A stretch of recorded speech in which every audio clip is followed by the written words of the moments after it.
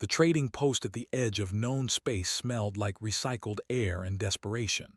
Syl pressed her four-fingered hand against the observation window, watching ships come and go in the darkness beyond. Her silver skin reflected the glow of nearby stars, each one mapped and catalogued in the great records of the Galactic Council, all except one region, a blank spot on every chart she had ever studied. Her supervisor, a bulky Voreth named Grent, shuffled past carrying containers of frozen protein. He stopped when he saw where she was looking. "Stop staring at the forbidden zone," Grent said, his three eyes narrowing. "Nothing good comes from curiosity about that place." "Why?" Syl turned to face him. "Every other restricted area has a reason listed: radiation storms, spatial collapse, hostile species, but human space just says entry prohibited, nothing else." Grant's scales darkened, a sign of discomfort among his kind. "The Council has their reasons." "What reasons?" "Ask someone else." He walked away quickly, leaving Syl alone with her questions. She had been working at Way Station Chorus for 6 months now. The station orbited a dead moon, positioned perfectly between three major trade routes. Thousands of species passed through every cycle, buying and selling goods from across the galaxy. Syl's job was simple: check cargo manifests, ensure proper documentation, keep the trade flowing. It was boring work, but it paid for her education. The restricted zone bothered her. It sat close enough to the station that she could see the warning buoys blinking their red lights in the distance. Beyond those buoys, nothing. No traffic, no signals, just empty space and whatever secrets the humans kept. Syl left the observation deck and headed toward the lower levels where off-duty traders gathered. The recreation area was crowded tonight. She spotted a group of young aliens like herself, all studying to become navigators and cartographers. They called themselves the Mappers Guild, though it was just an informal club. Syl, a thin Krathari named Vin, waved her over. "We were just talking about your favorite subject." "Human space." Syl sat down at their table. "Someone saw a human ship today," said Bree, a floating Kesh whose tentacles twitched with excitement. "At the boundary marker." Syl leaned forward. "What were they doing?" "Just hovering there," Vin said. "Dropped off some cargo containers and left. Station security went crazy. Established a whole buffer zone around the containers before opening them." "What was inside?" "Medical supplies." Bree's voice dropped to a whisper. "High-quality stuff. Vaccines, surgical equipment, diagnostic tools, all marked with instructions in 17 different languages. Even species-specific medications for illnesses we thought humans knew nothing about." "Why would they do that?" Syl asked. Before anyone could answer, a loud crash echoed from the bar area. An old Drellian guard named Pesh had knocked over his drink. He was drunk again, swaying on his four legs as he pointed at their table. "You younglings asking about humans." His voice was slurred but carried across the room. "You want to know why we keep them locked away." Station security moved toward Pesh, but he waved them off. He stumbled to their table and sat down heavily. "I was there," Pesh said, 20 cycles ago, during the approach incident. I was part of the Council Guard fleet." Syl had heard whispers about the approach incident, but never any details. "What happened?" Pesh's 6 eyes became distant, remembering. "First contact. We found them. New species just figured out faster than light travel. Standard procedure. We sent diplomatic ships to assess them." And Vin pressed. "They were dangerous," Pesh said, then paused. "No, that is not right. They were not dangerous. That is what made it so strange." "I don't understand," Syl said. "Neither did we." Pesh took another drink from a flask he carried. "The humans welcomed us, showed us their world, shared their history. They were kind, generous, too generous." "How can someone be too generous?" Pesh looked directly at Syl. "Because we learned what they were capable of, what they had done to each other. and we realized that a species that could do such terrible things but chose kindness instead was the most frightening thing in the galaxy. Security finally reached the table. They helped Pesh to his feet, apologizing to the young aliens for the disturbance. As they led him away, Pesh called back over his shoulder. "Check the archives. Resolution 447. They don't want you to know, but it's all there." The recreation area buzzed with confused conversation after Pesh left. Syl sat quietly thinking. Resolution 447. She had access to the station's historical database through her work terminal. Junior-level access, but maybe enough. That night after her shift ended, Syl went to the records room. The station was quiet during sleep cycle. She logged into her terminal and searched for Council Resolution 447. The file was classified, but the index was public. It listed the resolution as First Contact Protocol, Human Quarantine. Attached to the index was a single downloadable file marked as Archived Testimony. Syl checked the security level.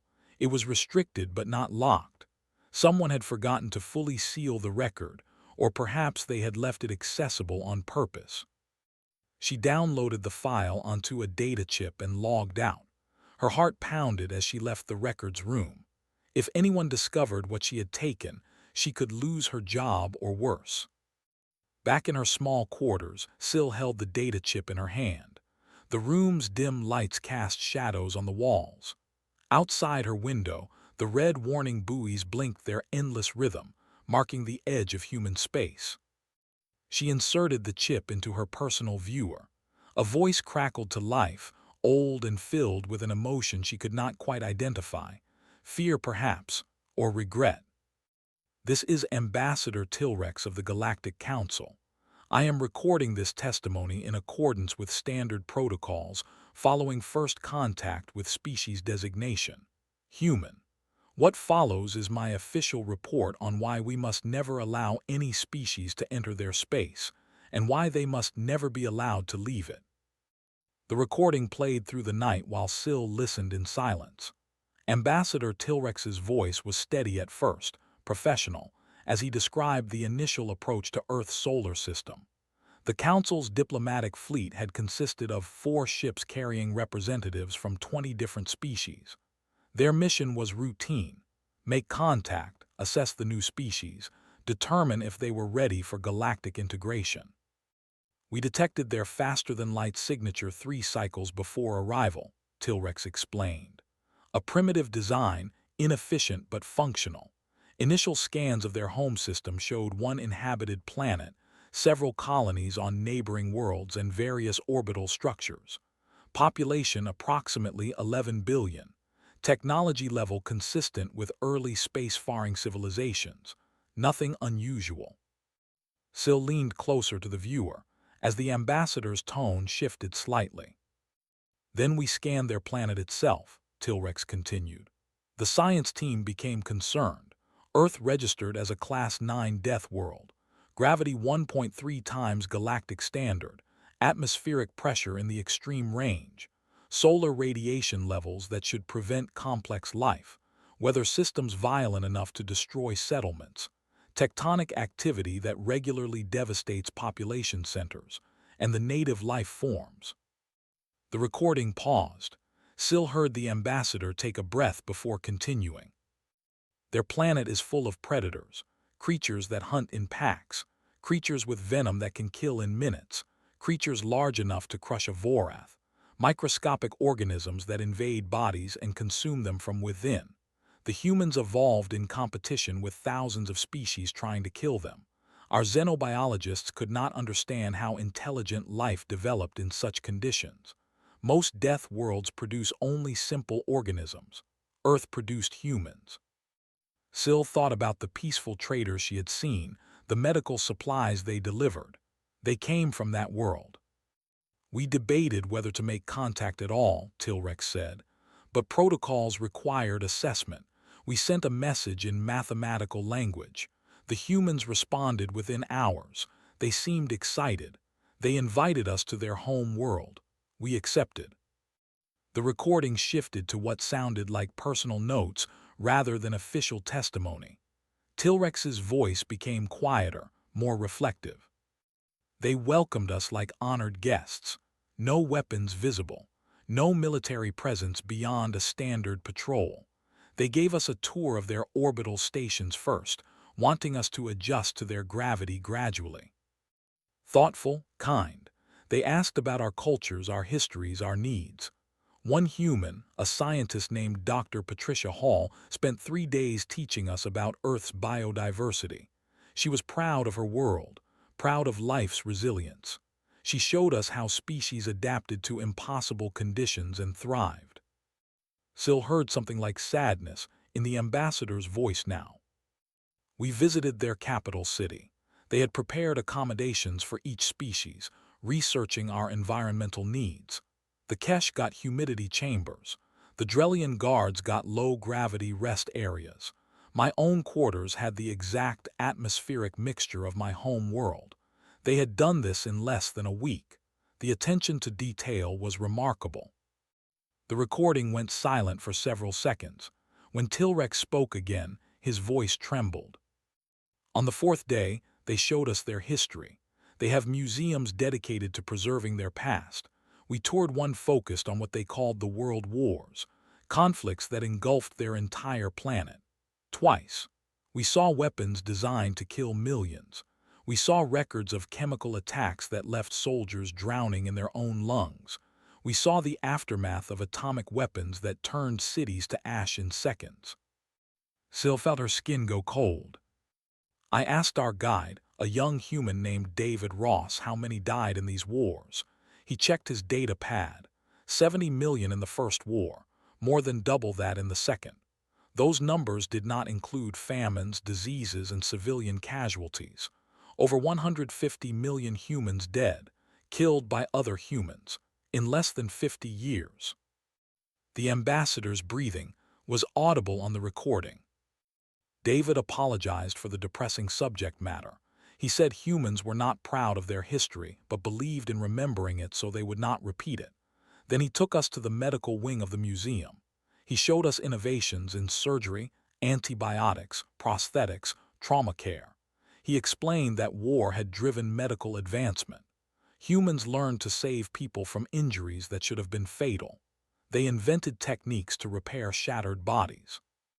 They created artificial limbs for soldiers who lost arms and legs. They built entire fields of medicine around keeping people alive through impossible damage. Syl realized what disturbed the ambassador. Humans were predators who had fought themselves with incredible violence, but they were also healers who refused to let their own kind die. We understood then, Tilrex said. Humans were shaped by their world. They could survive conditions that would kill most species. They could fight with creativity and determination. But they also had deep empathy. They formed bonds with each other and protected those bonds with absolute commitment. The same species that invented weapons of mass destruction also invented doctors without borders, organizations that traveled to disaster zones just to help strangers, for free. The recording shifted again. Tilrex now sounded frightened. I reported to the council that humanity was psychologically complex, capable of both extreme violence and extreme compassion. Our analysts tried to predict which tendency would dominate if humans entered the galaxy. We could not reach consensus. Half believed humans would become protectors. Half believed they would become conquerors. All agreed that we could not afford to be wrong. Syl heard papers shuffling in the background of the recording. Then the Kresh attacked, Tilrex said quietly, and we learned exactly what humans were capable of when someone threatened those they had chosen to protect. The recording ended abruptly. Syl checked the data chip. More files remained, but they were locked behind higher security protocols. She had heard enough to know that whatever happened next changed everything. She looked out her window at the blinking red lights marking human space. Somewhere beyond those warnings, an entire species waited, isolated from the galaxy, and the galaxy had no idea what it was keeping locked away. Syl spent the next day in a distracted haze, checking cargo manifests, while her mind replayed the ambassador's words. During her lunch break, she returned to her quarters and tried accessing the locked files on the data chip. Her basic decryption skills were useless against council-level security, but she noticed something odd. The locks were old, using protocols from 20 years ago. Security systems had been updated 3 times since then. She sent a message to Bree, whose family worked in digital archaeology. Within an hour, Bree arrived at her quarters with a small device that looked like it had been assembled from spare parts. "This should work on anything older than 15 cycles," Bree said, attaching the device to Syl's viewer. Her tentacles moved with practiced precision. "My parents use it to recover lost data from ancient databases. Council security from back then had a vulnerability in the encryption keys." The device hummed softly. Numbers scrolled across the screen. After several minutes, the locked files opened. Bree's tentacles curled in surprise. "These are classified council records," she said. "How did you get this?" "The archive room," Syl admitted. "Someone left them accessible, maybe by accident. Or maybe someone wanted them found." Bree gestured at the screen. "What is this about?" "The truth about humans." Syl started the next recording. Ambassador Tilrex's voice returned, but now he sounded shaken. The professional tone was gone, replaced by something raw and uncertain. Supplemental testimony, Ambassador Tilrex recording. This section describes the incident that led to Resolution 447. What I am about to report may seem impossible, but I have verified every detail with multiple witnesses and sensor logs. Syl and Bree listened together as the ambassador described the attack. "We were conducting our final day of observation in human space. The diplomatic fleet was preparing to return to Council territory with our reports. Our ships were in orbit around Earth's moon, a location the humans suggested would give us the best view of their home world during our departure. At 1400 hours station time, 6 vessels emerged from faster-than-light, travel approximately 300,000 kilometers from our position." The ambassador's voice tightened. "We identified them immediately as Kresh raider ships. The Kresh are not members of any government. They are pirates who prey on trade vessels and undefended colonies. 6 heavy warships against our 4 diplomatic vessels. We were not equipped for combat. Our shields were minimal. Our weapons were ceremonial at best. I gave the order to prepare for surrender negotiations. In Kresh attacks, compliance usually meant survival. They would take our cargo and leave." Syl heard something like papers being moved in the recording. "Before we could transmit our surrender, we received a hail from a human vessel. Registration, UNSC Vigilant, a patrol frigate that had been conducting routine surveys in the outer system. The ship was small, crew of 43 humans, designed for reconnaissance rather than combat. Captain Elizabeth Reed identified herself and asked if we required assistance." Bree's tentacles had gone completely still. "I told Captain Reed to flee," Tilrex continued. "I explained that the Kresh fleet would destroy her ship in minutes. She had no obligation to help us. We had just met her species days ago. She should save her crew and go. Do you know what she said?" The recording paused. When Tilrex spoke again, his voice was barely a whisper. "She said, 'You are guests in our system. That makes you our responsibility.' Then she cut communication with us and opened fire on all 6 Kresh warships. Alone." Syl felt her breathing stop. The Vigilant moved with speed I had never seen from a ship that size. Captain Reed used the moon's gravity to slingshot her vessel into the Kresh formation. She targeted their communication arrays first, preventing them from coordinating.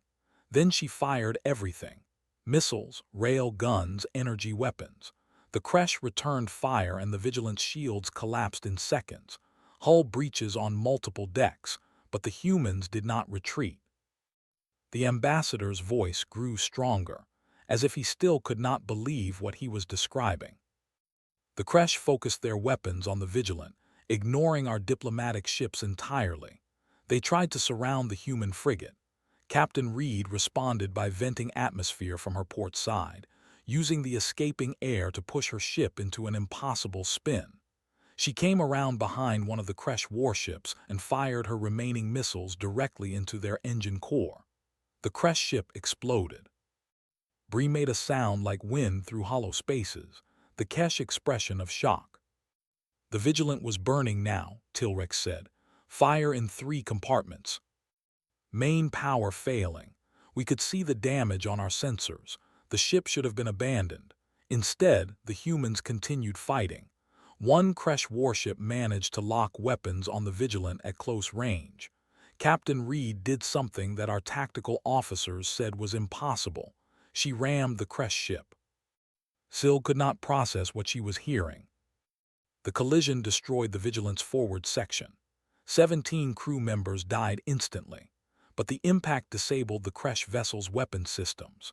With her ship dying beneath her, Captain Reed ordered evacuation of non-essential personnel while her weapons officer, a human named Lieutenant James Okafor, continued firing on the remaining Kresh ships using emergency power.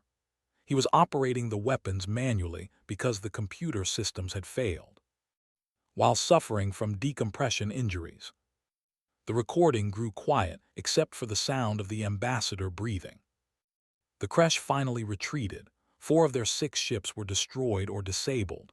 The other 2 jumped to faster-than-light speed and fled. The battle lasted 11 minutes. When it was over, the Vigilant was a wreck, life support failing, main structure compromised. We sent rescue teams immediately. 19 humans were dead. 24 were injured, many critically.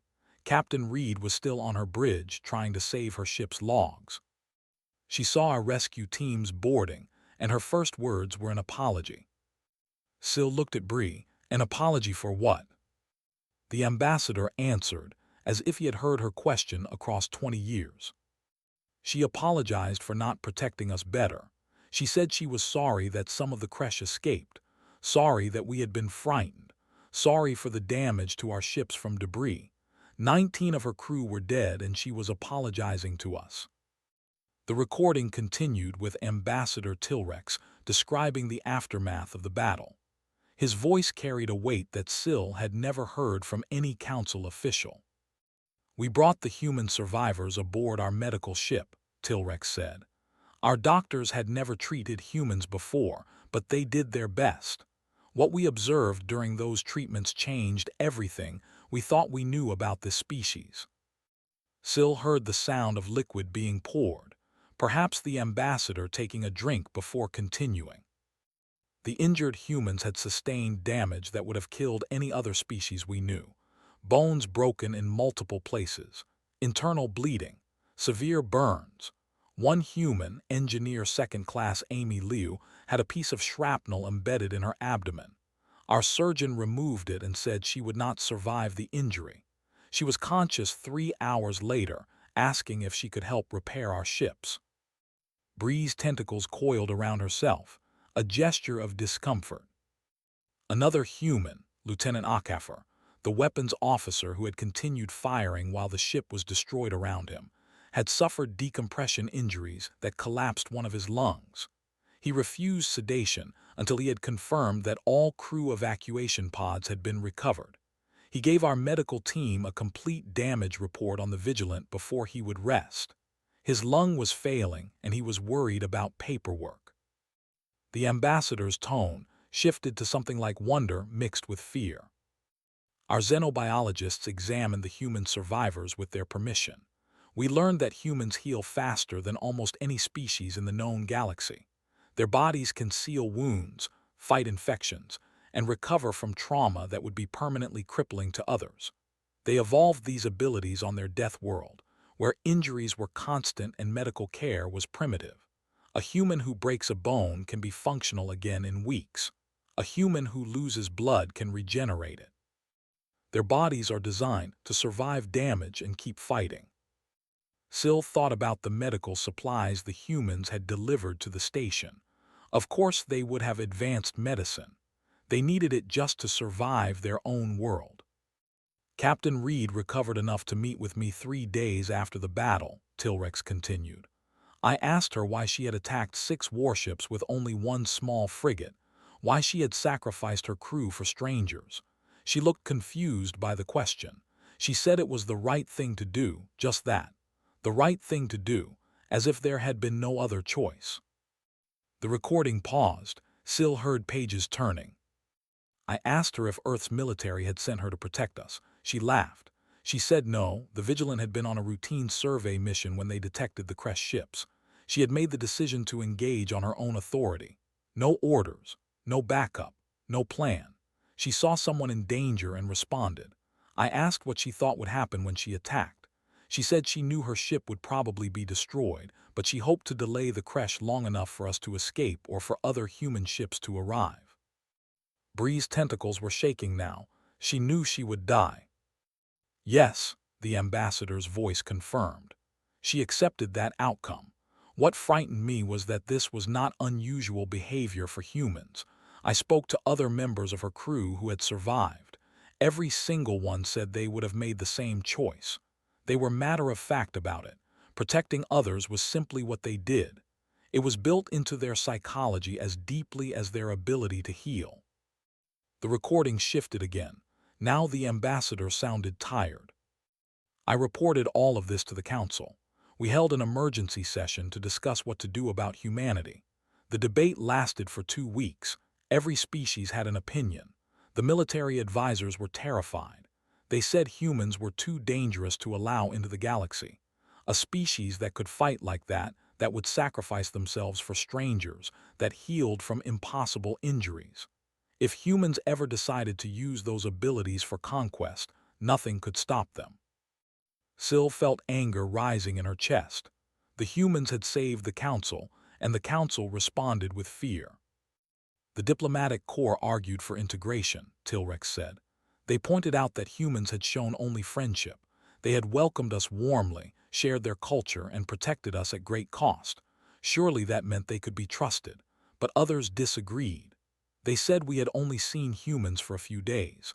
We did not know how they would react to the wider galaxy. What would happen when they encountered the Kresh again, or the slave traders who operated in the outer systems, or the empires that conquered weaker species? The ambassador's voice dropped to barely a whisper. A council member, a Drellian strategist named Kess, presented a simulation. He had modeled what would happen if humans encountered injustice in the galaxy. Species being exploited, colonies being raided, trade routes controlled by pirates. Based on human psychology and their demonstrated willingness to fight for others, the simulation predicted that humans would intervene. They would fight the slavers. They would protect the weak. They would not stop until they had made the galaxy safe for everyone. Bree made a sound of confusion. That sounds good. Why would the council fear that? The ambassador answered her question from 20 years in the past. As the current galactic order depends on certain species being weak, the council maintains peace by accepting that some civilizations exploit others.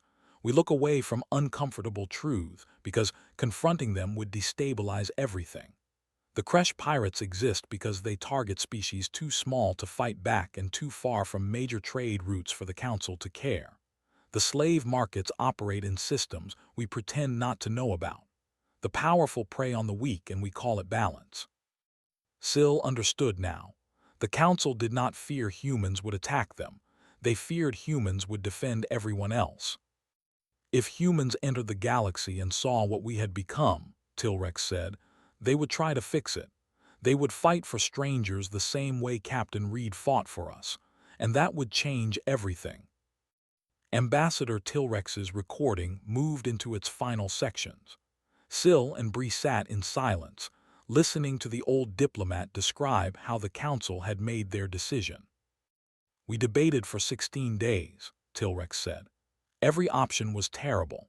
If we integrated humans into the galaxy, they would inevitably discover the injustices we had allowed to continue. Their psychology would not permit them to ignore suffering. They would fight to protect the exploited species, and that would destabilize the entire political structure we had built over thousands of years. The powerful civilizations would not accept humans interfering with their profitable enterprises. Syl heard bitterness creeping into the ambassador's voice. If we attempted to eliminate humanity before they could spread, we would be destroying a species that had just saved us, a species that had shown nothing but kindness. The moral weight of that genocide would be unbearable, and practically, we were not certain we could succeed. Humans were survivors from a death world. They had defeated the Kresh against impossible odds.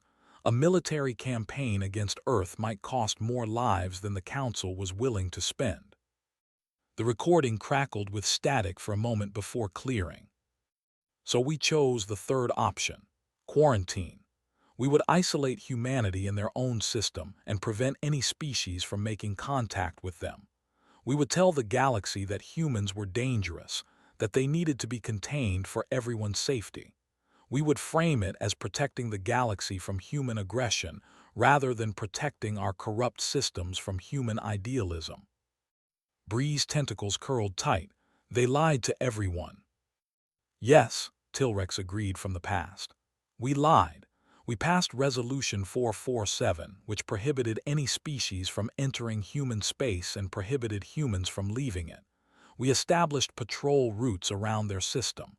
We placed warning buoys at every approach vector, and we told humanity it was for their own protection. The ambassador's voice grew quieter. Captain Reed was still recovering in our medical ship when I delivered the Council's decision. I told her that the galaxy was not ready for humanity, that there were dangers out here that Earth was not prepared to face, that for their own safety, humans should remain in their system until the Council determined they were ready for integration. I said it might take decades, perhaps centuries, but eventually humans would be welcomed. Syl could hear the shame in every word.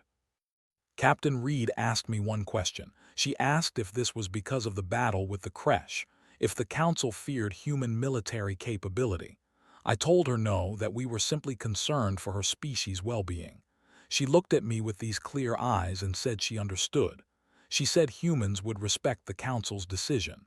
They would wait, however long it took. She thanked me for being honest with her. A long pause filled the recording. But I was not honest, Tilrex said. I lied to her face. I lied to a woman who had nearly died protecting me, and she believed me because humans want to trust, because their psychology is built around cooperation and good faith. I used that against her. The ambassador took a shaky breath. The humans accepted the quarantine without protest. They withdrew their patrol ships to their inner system. They stopped broadcasting on long-range frequencies. They made no attempt to break the blockade.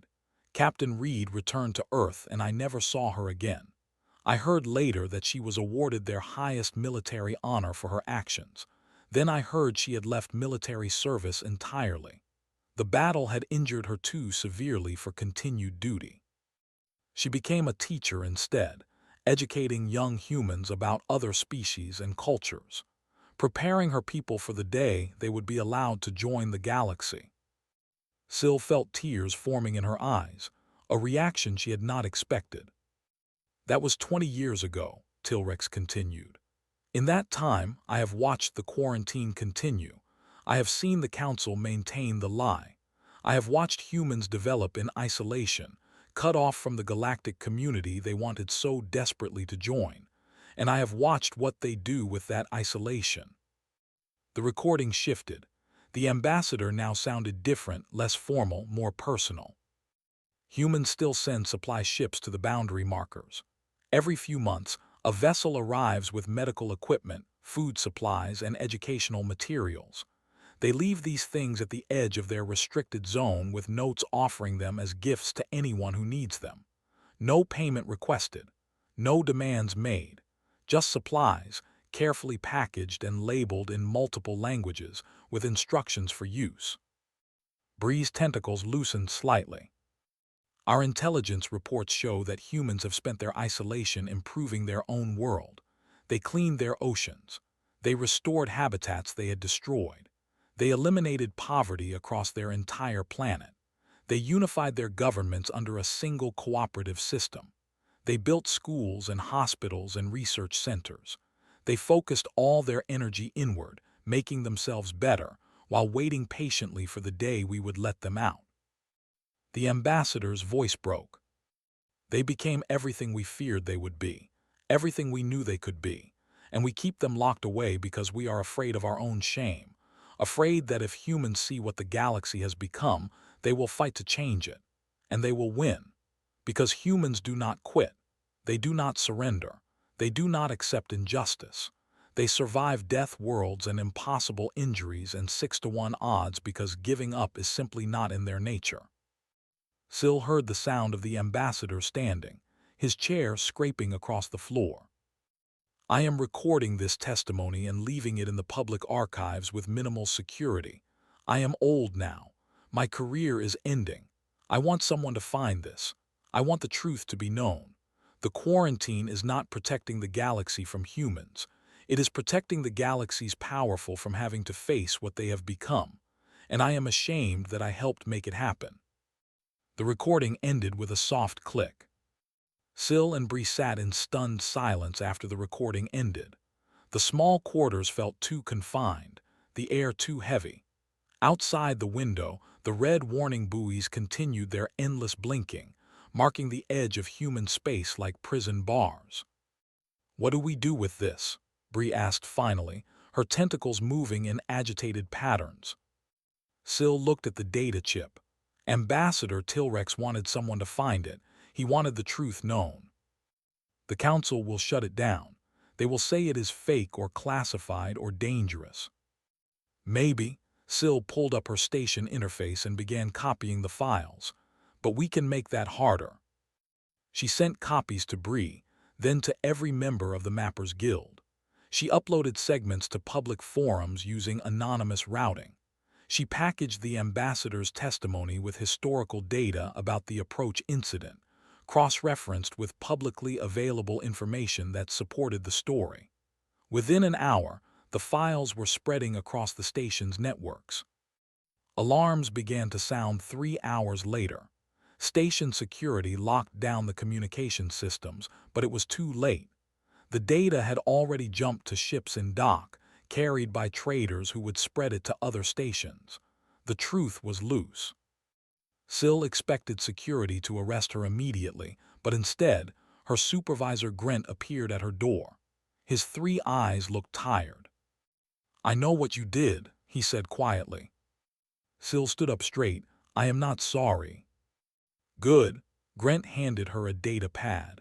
"Because you are not the only one. Other stations are reporting similar leaks. Someone has been releasing these files across the galaxy for the past month. You just accelerated the process." Syl took the pad and read the reports. Dozens of stations, hundreds of files, all containing testimony about the human quarantine. Different ambassadors, different witnesses, all telling the same story. "Who?" she asked. "We do not know, but they have been very careful." Grant's scales shifted to a thoughtful gray. "The council is calling an emergency session. They cannot contain this anymore." The next day, every screen on Waystation Chorus lit up with an incoming transmission. Not from the council, from human space. A woman appeared on the display. She was old, her hair white, her face marked with scars that looked like they came from severe burns. But her eyes were clear and kind.